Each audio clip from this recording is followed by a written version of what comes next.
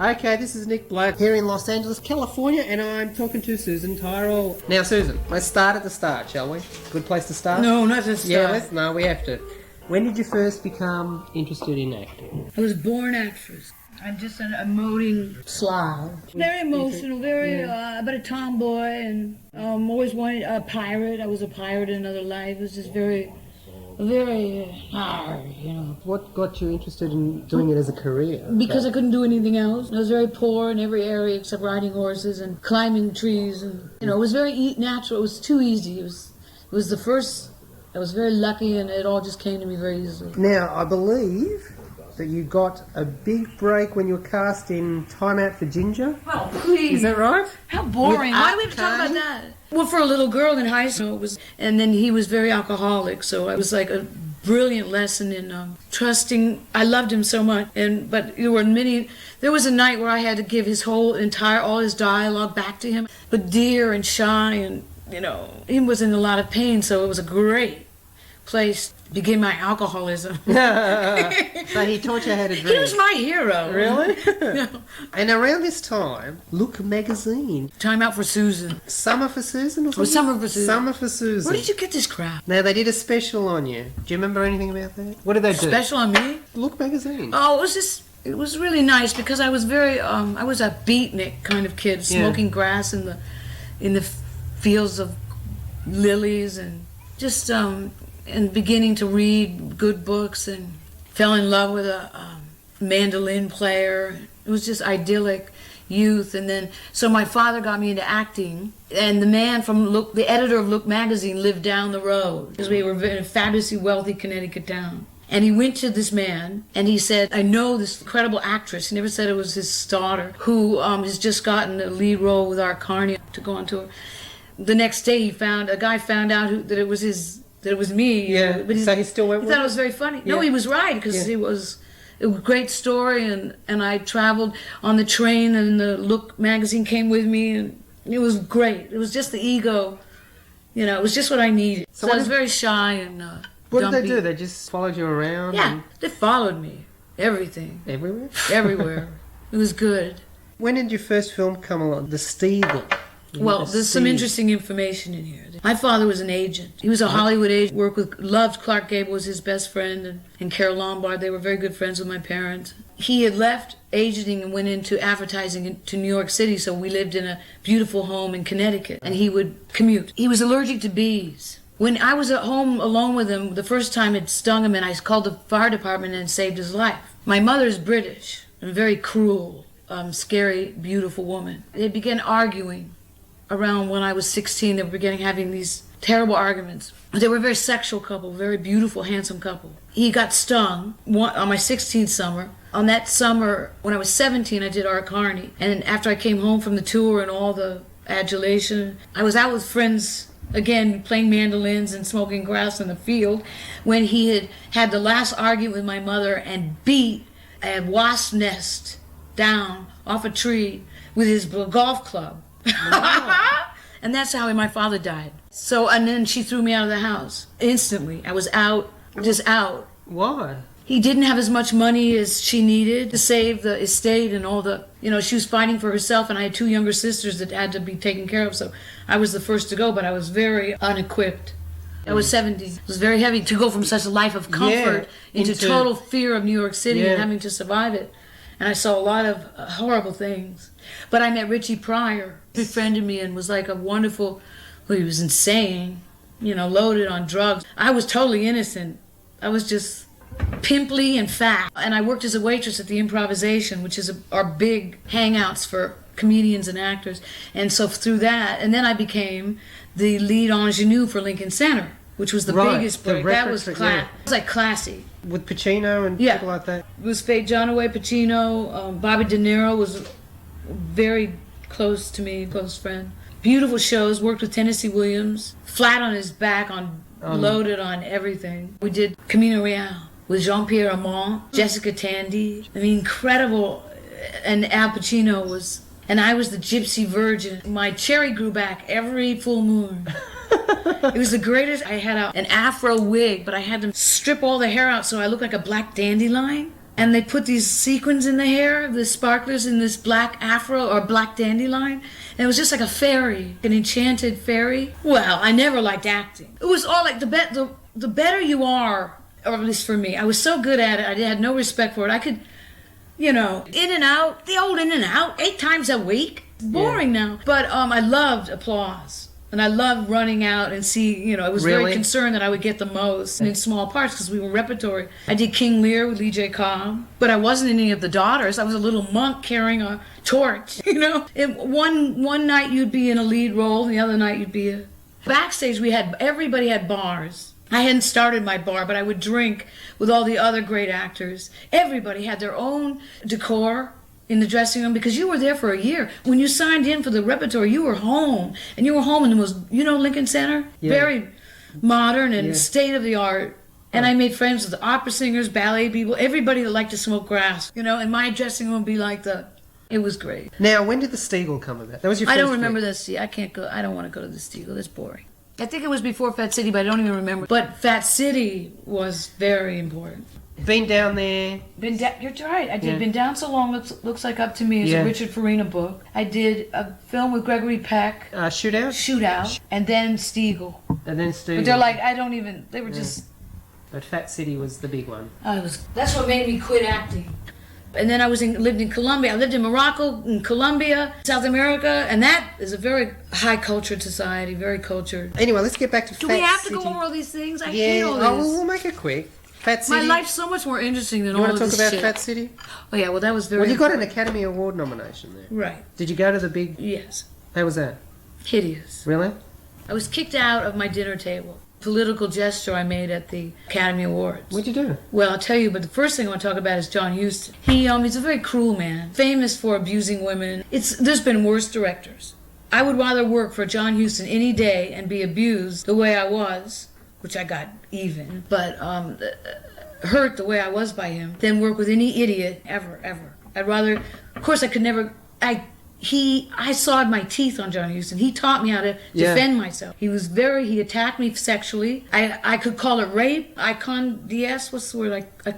Consented, but I was sobbing in the bathroom with the bathroom door locked until 4 a.m. I came out sobbing with my face in my hands, and he fucked me anyway. And he was so ill with emphysema and he had, Conrad Hall said, Jesus Christ, you've got to wear hip boots around his asshole, because he would just spit up these lungers. Awful. But anyway, that night was the most horrific, because to me, he was 100 years old. I was young. I couldn't even fathom a man ever... Or anybody of any age ever doing this to me. I thought I knew I had control of myself. But he had bullied me. We went on this ride up the Northern California coast to trade pre-Columbian art pieces that are worth millions. They're even worth, they're beyond money. And we went from millionaire's house to millionaire's house on the coast. Okay? Drinking. They're drinking and trading. You're gonna like this, New Zealand.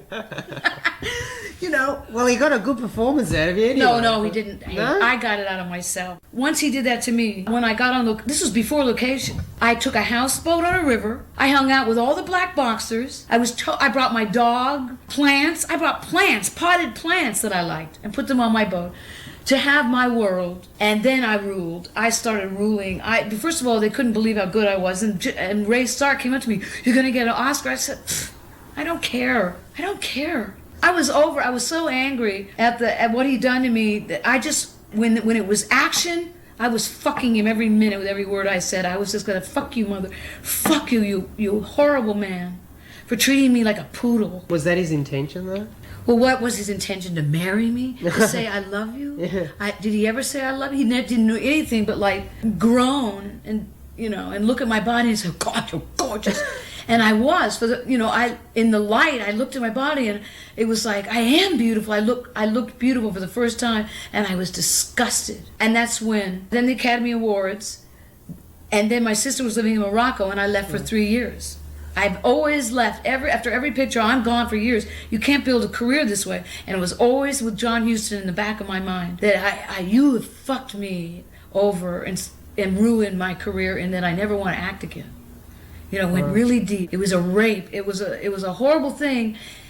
And, in those days, there was nobody to go to. And even if If you no did sexual now, harassment in those days. and no, but if you did now, you'd be an idiot. Because I'd say I would like a girlfriend like me to come to, a woman like me, and I would say, honey, he didn't really rape you, did he?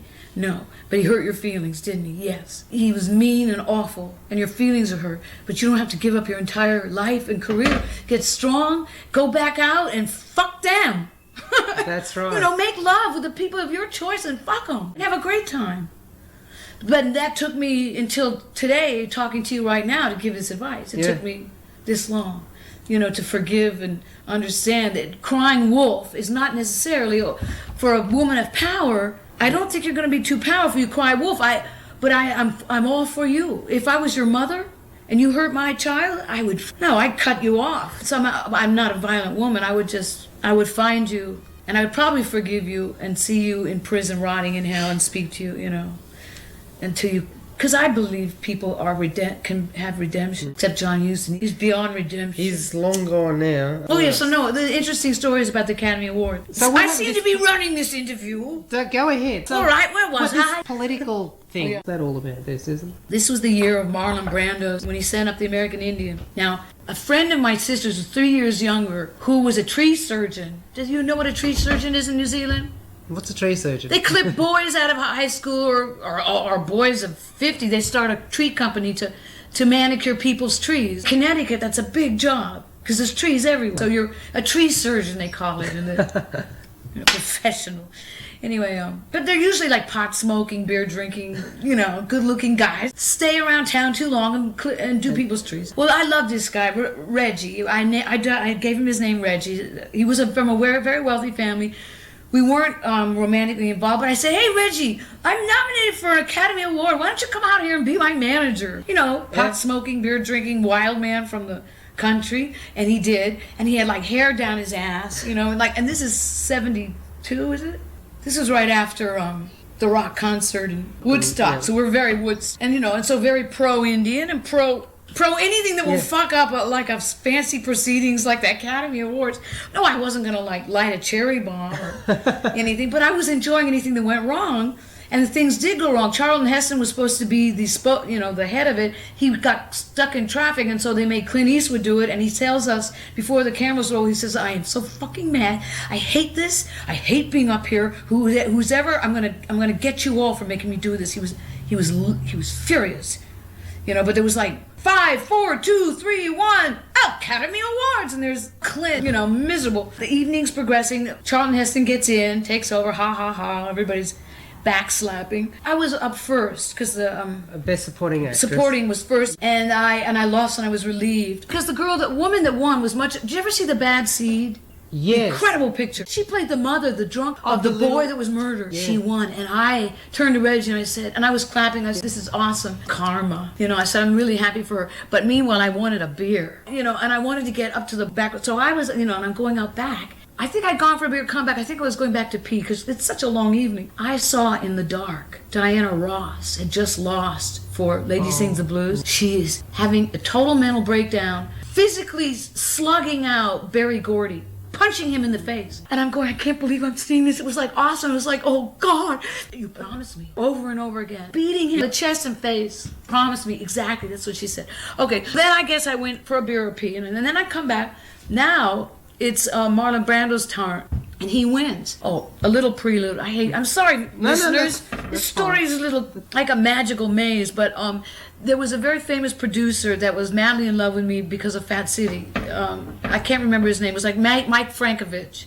And he was produced Cary Grant's pictures, and he had invited me to all these cocktail parties that were for the awards, and he made it known that I was his little prize, that he was like interested in my career. I met Cary Grant and had a wonderful cocktails with him and loved him so much.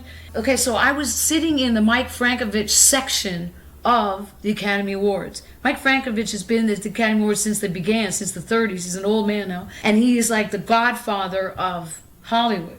I'm sitting in his section. Here comes across this American Indian in beautiful beaded gown, beaded leather, you know, authentic. And she's gorgeous.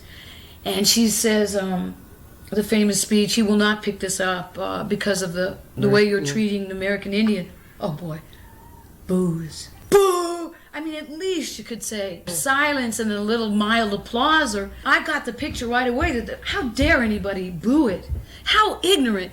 You know, what century are we living in? I mean, this was like a throwback from some old assholes of the wild white west, you know? Well, I stood up and applauded her.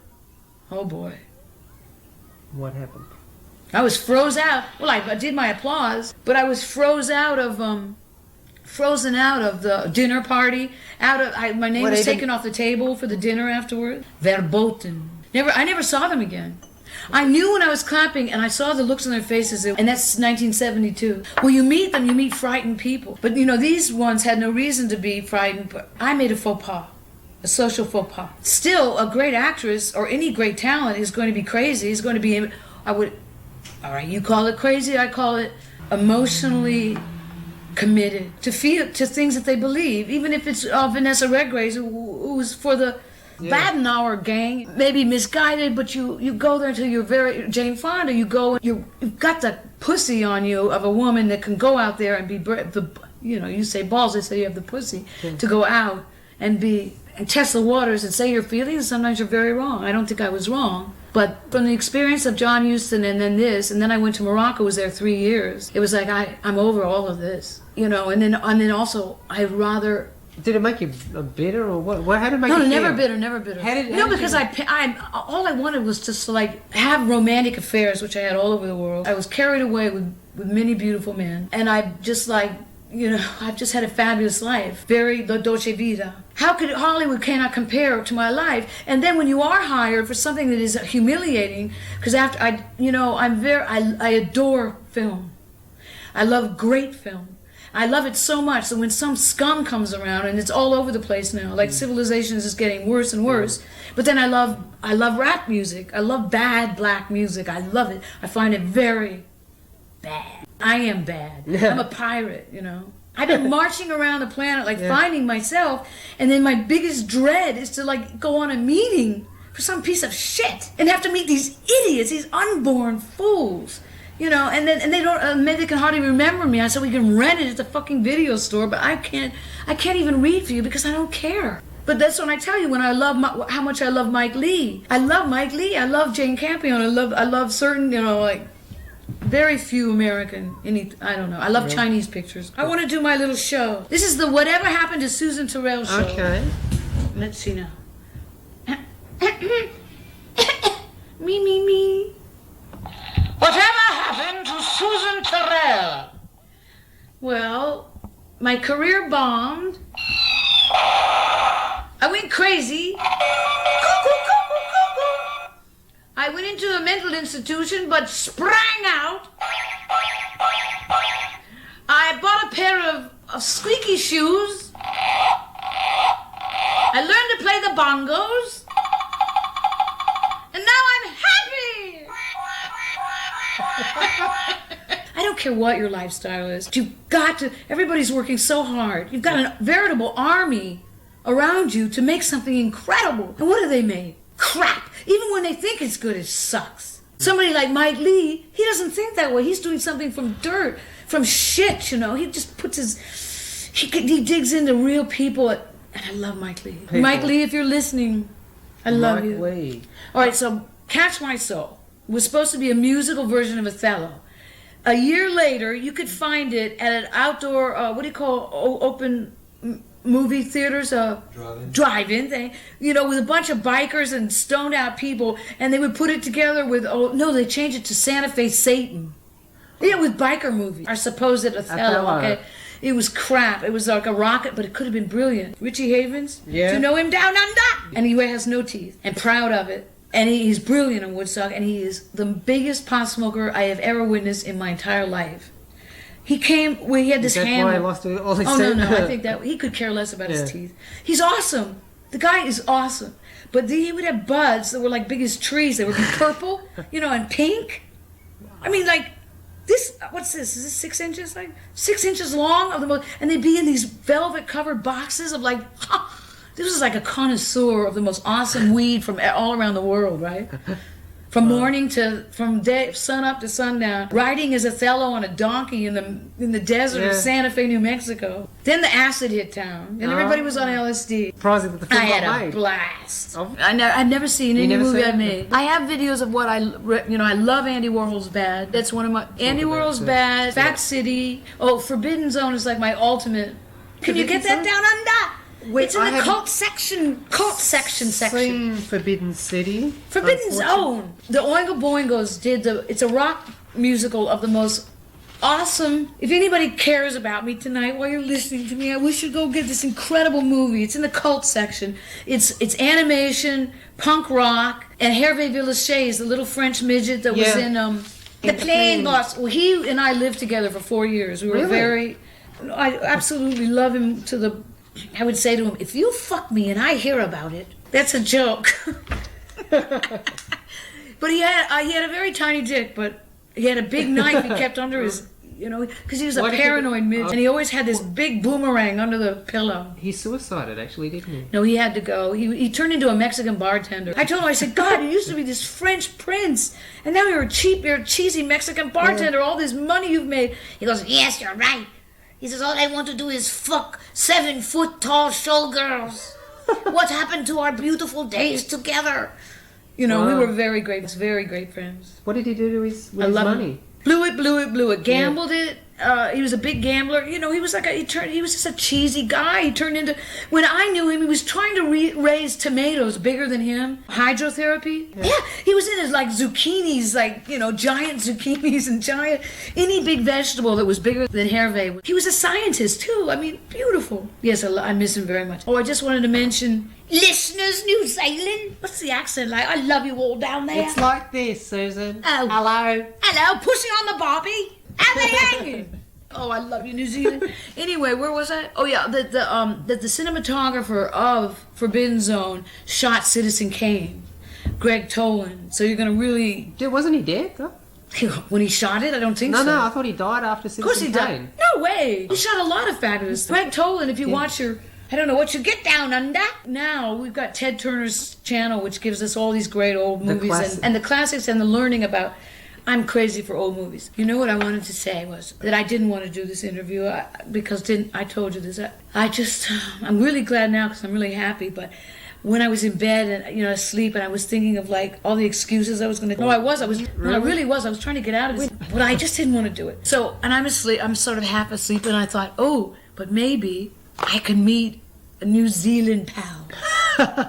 Well, we'll write to you. Not you. I'm looking for one good man. All right, well, if you're listening, New Zealand, wherever you are, if one good man is listening, I want you to be extraordinarily young, no matter what age you are, but preferably really young. Whatever age you are, you must like horses and dogs and beer and stimulating intellectual conversation.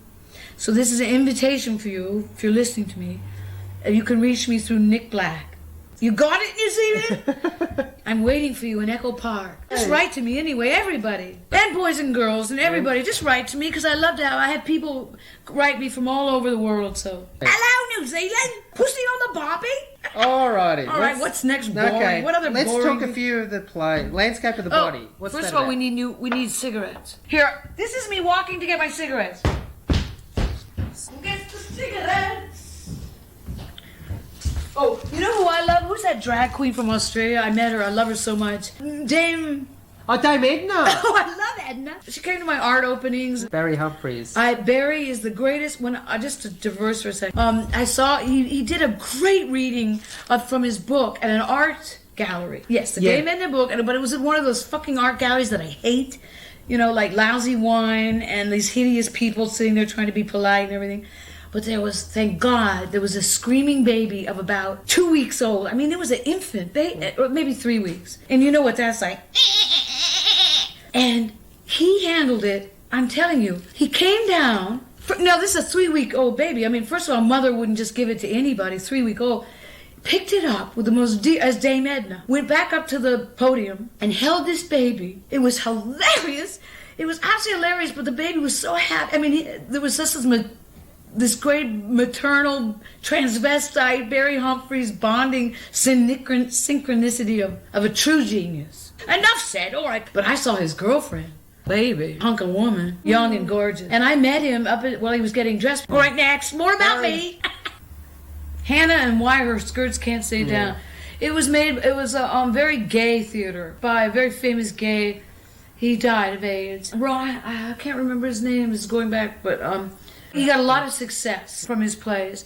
But I hung out with Candy Darling. I don't know if you know her down on the Warhol. Yeah, she was like, we lived together for 3 years when I was young. When I was on the streets, when I said earlier, lost at 17, Candy found me and I lived with Candy. And Candy was like an introduction to transvestites that I never met. Well, my heart just goes out to anybody after living with such a beautiful woman.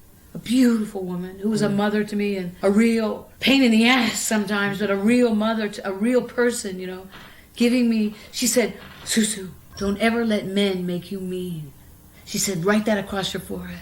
And she would put it in with her long fingernail, you know. She had these long painted nails and she'd write it across her forehead. Don't ever let men make you mean. And that's the most beautiful thing a mother can offer a daughter, you know. So how do we get to Candy? So it was written by Ron, I can't remember his name. I'm very sorry. He wrote Dreamgirls. It was a huge hit. But this was like very gay, you know, it was a real cartoon. And that started to grind on my nerves. You know, I wanted to do it once for the cameras, but not for week after week after week, and it was a hit. And it was like, it wasn't real, it was very gay. If you've got an audience filled with gay, then there's just other levels that aren't bad, which I'm fine with that. My house is filled with, I am gay. I mean, I'm very gay. I love men. Tried it once. Didn't we have this conversation? We did before. Where's my buzzer? I said, I only did it once, Mr. New Zealand, and I didn't like it. Talk about Andy Warhol and Bear. Oh, strange. That great writer, Truman Capote, called Andy a sphinx without a secret. I don't care. I love art. And to me, he's the genius of... People try to get an argument with me. It's like, I don't even want to discuss it. There's Michelangelo and all the greats, and I love Bellini. I love all the great painters. Van Gogh is He changed the course of art history. He's a flaming genius. To know personally, empty and ghost-like, manipulative, into stars, frighteningly into cheap, nouveau riche, he's genius. I mean, if you go through all his books, he's a fucking genius. He's prolific. What he did with photographs, what he did with the prints, with the silk screen, please. Andy is like one of my spiritual art teachers. Of all the years he was manipulating people, and believe me, he was. It was like the king in his chambers. Oh, let him stay. Get him out. This is how Andy talked. Oh, yeah. Go, oh, SuSu, what's your beauty secret? And I go, Clearasil. Oh, don't erase that. He go, oh, erase that. It's like, I was more guttural. I was too guttural for Andy. Andy had whatever taste. First thing, I did not want to be a charm on his bracelet. And I was not into any of that star fucking... Besides, I was with Bobby De Niro and Al Pacino, and I had real friends. No, I mean real, come in every day and go, could you, put more close-ups on products? He wanted Brillo. I don't think that... he wouldn't be so tacky as to put a Campbell soup can in, but he wanted product. With all this great acting, because... Was he getting money for that? No, it's just his kinky sense of whatever. Yeah. But this was a great picture. Bad, I'm very proud of Bad. Yeah. Michael Bloomfield did the score, died of heroin, and I went up, and before he died, I went and met him, and he died in the car. He shot himself up looking over a big landscape in San Francisco. He was a tortured soul, but what music. I love Michael. The Jimmy Dean movie. What? 9:30:55. Oh, Jimmy Dean. How do you say Dane? Jimmy Dean. Dean. Jimmy Dean. Oh, not mine. It was in Toadsuck, Arkansas. Down in Toadsuck, Arkansas, honey. It's just some butthole in the world. I got to drink White Lightning from the Hillbilly. Oh, moonshine. White Lightning. Frightening. Toot. No, great. Almost hallucinogenic. I've had a lot of acid years and peyote years, in all my travels. I've done it from the best. I've done it from the mouth of the dragon, like Mexico and Colombia. And wherever I went, I had the herbs of the... How do you say it in French? From the land. Obviously, you don't speak French. You know what I'd love to talk about is working at Cinecittà. Get over my lap and get a spanking. except he like it. Okay, tell us about. Well, this is a good cheddar. story. I have to blow my nose. I'll be right. Here she goes. You want Going to blow her nose. Tuna cheddar. Okay. All right, that's enough out of you. Here. Have you ever heard of? Have you ever heard of Marco Ferrari? I He love did a Marco fabulous- Ferraro's work. Well, I worked with him. This is Yeah, what I want to talk Tales about. of Ordinary. Yeah, But talk did about you, that. Oh, good. Thank you. Who's I love running that. this interview? Go ahead. Did you ever see Le Grand Bouffe? Isn't it brilliant? Listen to this story. Do you have enough tape? We got enough tape? I think you're going to We have to got stay enough here for the whole month. We might Look, have we can to. send might out have for to come pizza. back, Robert. We'll send out for pizza and tape. All right, so Marco Ferrari. I just made a big leap and everything's getting so... Hold on now, hold on. All right, this is important. I was up for the movie of Lenny. The Lenny Bruce story with Dustin Hoffman. That's right. Valerie got it. They brought me from L.A. to New York on Thanksgiving, and I'm all alone. And I had a hideous meeting with Bob Fosse and Dustin Hoffman. They were disgusting. They were disgusting. Blowjob jokes. I love Lenny Bruce. I have all his records, his books. I met him when he was being arrested. This is diverging, but I did this play, and when they were coming to arrest Lenny Bruce, they came across my stage every night with bullhorns and huge flat, lights to arrest, because they had barricaded the Cafe A Go-Go in Greenwich Village. They barricaded the doors, so they had to come through the stage where I was doing like my first play. And I met Lenny. And Cass Elliot from the Big Three, she's the only woman that ever jumped me, like the one I said that I...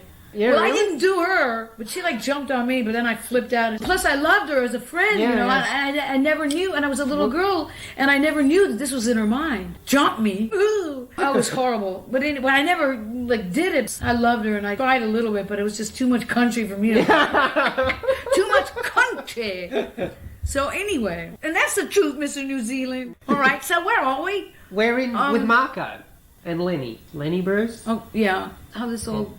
weaves together. So you're doing your play. I'm doing the play. I met Lenny. Yeah. All right, I don't know how that come into, but it'll match up later. I'm in the play in New York called A Couple of White Chicks Sitting Around Talking. Great two-woman character play. A couple of white chicks sitting around talking. It was a big hit for years, and they kept putting... I did it with Ann Archer. Oh, and we were wonderful together. Well, they found me for this picture, but I've also known Charles Bukowski for a long time. Do you know Charles down there under? Oh, yes. Well, he was a miserable friend of mine, unhappy alcoholic, a very tortured soul. His father just used to hold him up against the wall and punch him in, his ugly face, because he's a frightening face. And he's just filled with hurt, and then writes these gorgeous pieces. Well, that's what I did. Oh, it's coming back. I see how we were in New York with the movie Lenny. All right, but let me feel... Okay. Oh, God, it's all coming back to me. I'm sorry, New Zealand. Anyway, before I got this movie in Italy with Marco Ferrari, and Charles Bukowski wrote the screenplay from a book, I was in New York maybe a year before having this hideous audition with Bob Fosse and Dustin Hoffman. Horrified, couldn't even act. I was so also brought into the old days of John Huston. Just that is no way to speak. I can be dirtier than anybody, but you don't speak to an actress that's coming into work and talk about how the joke is how putting your dick down her throat. I mean, that is it's cruel. And you know what? It wasn't funny. I'd be the first to laugh. The punchline was dumb. All right. I was heartbroken. I knew I'd sucked in the audition, and I was alone in New York on Thanksgiving, which down under, it's a big holiday here for turkey and cranberry sauce. So there was a movie playing by Marco Ferrari, Le Grand Bouffe. Next door was a deli. I went to the deli next door. I got a big turkey leg, and I had them open up a can of cranberry sauce. And I'm sitting in the movie eating, and it's a movie about people eating themselves to death. Yeah. They vomit themselves to death, and they shit themselves to death. And here I was. Oh, I'm so miserable. I'm eating here and they're shitting up there on the screen. God, I'd love to be in that movie. What an awesome director. And then a year later, I was in A Couple of White Chicks Sitting Around Talking, and Marco Ferrari saw me, but he was as fucked up as Charles Bukowski. I saw them pouring wine over each other's head, or they just open their mouths and pour the bottle, glug it down, and they're both in their 60s. No, this has been my karma from directors, maniac. But I still said, I'd rather work with these men. This wasn't a good one of his. In my opinion, In SusanTyrrell's opinion, okay is not good enough. Right. That's why I live in Mexico. I ride horses. I paint. Okay is not genius. Graham Booth was genius. Tales of Ordinary Madness was disappointing. And I put but of my talent, because I put my total heart and all my organs into everything. I mean, I'm yours. I'm in the army with you. I will fight to defend our mutual agreement on what the deal is, what our creative. If you're not going to play along with me, if you're going to be stupid, I'll fight. I'll murder. I'll kill you. If the camera's on me, I'm going to act the way I'm going to act. Don't get in my way. He never got in my way, but it was just another ugly male situation of fools, of wasted talent. What went wrong? He's an idiot. He's a drunk. They're like, He's drunk on set? No, he's never drunk on set. I got drunk on set. He stripped me in front of the camera. He had Ben Gazzara rip off my pants, and he never told me. No, he never told me. They never told me. They were going to open my legs, off my panties, and now I'm friends with all the crew who are like gentlemen, great Italian men that have been for a week I've been there. They're treating me like a god, like a princess, like one of their daughters, the crew, and now they have to look at this. I stood up, I told the translator, I said, I want a Valium, and I want a bottle of wine! And I stormed off. Did you go back? What do you mean go back? Of course. Did you go back and finish? Oh no, I'm a You're a trooper. Nobody's gonna make me go into I want my paycheck, I want my performance in the can. No man is gonna no, I was just so rude. How dare you rip off my pants on camera and never tell me. No. This is Ben Gazzara, total macho asshole. But then I love John Cassavetes. Great pictures. But then there's another guy who died from liver. What do you call the worst you can die? Cirrhosis of the liver. Horrible alcohol. But again, I'd rather work with them anytime. You know what? Of all the artists and the great people I met, you find terrible things about them. And it's awful to come close to somebody you've idolized. They're so human, or worse, beasts. And then, so what? That's just good for a talk show, or it's good for it builds your character, and you leave it like I left the business. I couldn't take it. Where was I to go after these geniuses anyway? Do some fucking Baywatch? Yeah. Do you get Baywatched down there? Do you want to talk about Paul Verhoeven? Absolute idiot. Absolute animal. Oh boy, do you have enough tape for this? Paul loved me, but I got into a situation that was very ugly. It was chained to actors. We were supposed to be a medieval group of pirates. I had a wonderful role. We were chained to each other in a way, and then there was all this very bad politics, very bad abuse of the Dutch company abusing the Spanish company. There was this old throwback from the who did what from the Dutch and Spain, who was more vicious. Like living it all over again. Plus I'm a history fanatic. So I'm silently sitting there in my little, oh, I'm sorry. That was my dog. I gave her a wallop. Oh, Willie, I'm sorry. Anyway, I'm sitting in Spain, and I love Spain, honey. I mean, it's like me and Ava Gardner, and I met Ava Gardner in Spain. I went and found her. Me in Spain, and the food, and the men, and the bullfighting, I had a lot to learn. I had a lot to meet. I met gypsies, fabulous gypsies, and private concerts, most awesome gypsy, players of great classical gypsy music. I had the most time of my life. But me, I got into it with Paul Verhoeven. I got into it with the whole cast. They tried to bring me up on charges to SAG, to Screen Actors Guild. Yeah, because, this was war. This was 6 months of shooting in the winter in the mountains of Spain. Honey, how about 4 weeks of night shooting? Yeah, getting up at 3 or 4 in the morning, coming home at 8 o'clock at night. You're crying. The crew is crying. No, this is crew. In Holland, the Dutch filmmaking works like this. 18-hour, not 6 months. They had gotten this money. 6 months is a lot of bread, a lot of money to put in a picture. So it was American, Dutch, and Spanish. There was one little guy from America that was supposed to be the American producer who was young and brilliant, but way outranked by these bastards. Cruel Paul Verhoeven's crew that was just drive these people to, get this shot. And then also, I can smell a bomb.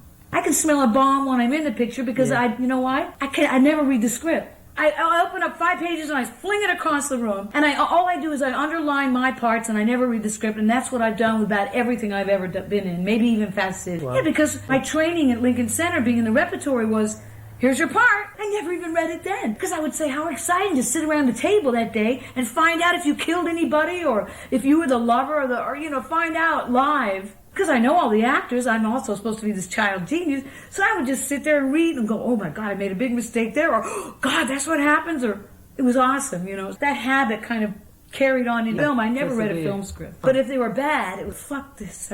Fuck this. How this is awful. But it had possibilities because Paul, I loved his early pictures. I loved films. Okay, I was nominated for Best Actress in Cartagena in Colombia for Fast City. There was also American Graffiti. They were all up for it. They were all there. And me with this little mouse. It was like they were all in this big, huge, gorgeous old hotel, and I was in a cold water motel. But with all the Spanish directors, they thought I was like nobody, and I won the whole festival. That was worth everything. How did I get to that? Okay, we've got to get going. One more question. Do you want to talk about old Johnny Waters? Who? John Waters. No. Yes, I do. He's an interesting fella.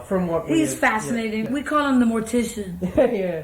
But there's another one. I could smell it. I loved Hairspray. But when I was in Crybaby, I knew this is another one. You're shackled to other actors. You are just carried around like cattle, and which I could care. I would do it if I'm in a piece of genius. If I know this is something worth that I want to look at, which you asked me if I'd ever looked at my films. There's two things that I like that I can look at.